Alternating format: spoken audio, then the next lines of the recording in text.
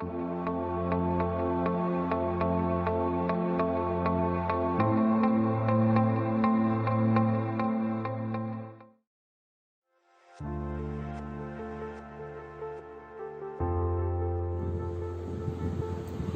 had something of a crazy man's stagnation.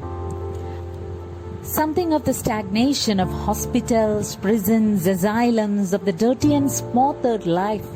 Dirty, smothering laundry, it trudged through.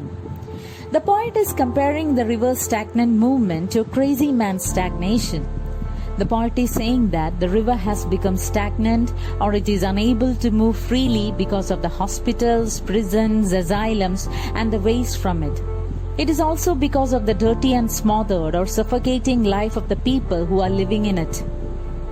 The river is being suffocated by the laundry detergent and the dirt.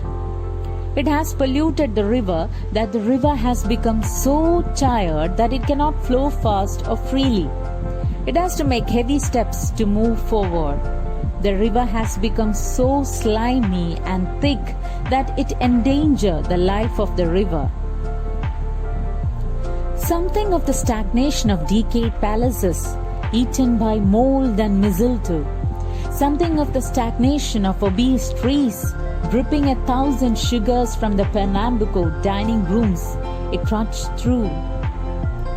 The river is unable to move or stagnant like the still decayed or destroyed palaces eaten by mold and mistletoe.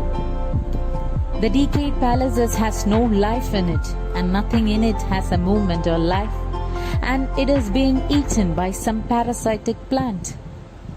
The river cannot move, or it has become stagnant like some fat trees, which is dripping 1,000 sugars. The sugar factories are pictured here like sugar dripping trees. These fat trees are the people from the dining rooms of Pernambuco. They have eaten so much that they cannot move further.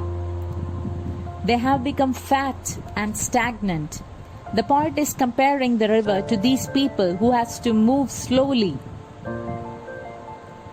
And the river has become stagnant like them. Because of these factories and because of these people, it has to move from those Pernambuco dining rooms. It is there, with their backs to the river, that the city's cultured families brood over the fast eggs of their prose. In the complete peace of their kitchens, they viciously stir their pots of sticky indolence.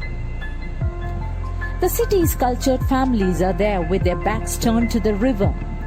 They are not even looking at the river. Everything has become so fast. Everybody wants everything instantly. So the city's cultured families brood over the fast eggs, and they're waiting impatiently for the eggs to be hatched. There is no patience, and in the complete peace of their kitchens, they viciously or aggressively stir their pots of sticky laziness. The laziness or indolence has become a habit of the city people, and it has stuck down to them. Could the river's water be the fruit of some trees? Why did it seem like ripened water?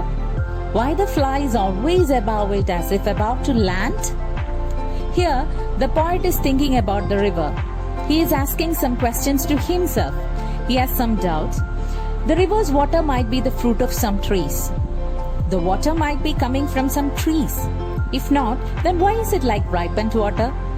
If not, why the flies are always flying above it as if about to land on the water? The poet is making the bad situation into something good. The flies are flying over it because of its dirty condition and smell, but the poet cannot accept it. Did any part of the river ever cascade in joy? Was it ever anywhere a song or fountain? Why then were its eyes painted blue on maps? Did any part of the river ever dance and fall in joy like a waterfall? Waterfalls are the happiest thing that can give joy. Has the river ever enjoyed a song or fountain anywhere in its course? Then why the river is painted in blue color on maps? It is not in blue color now. It is black in color. The poet is reminding here about the black color of the river. And he is saying that Yet these rivers are painted on the maps in blue color.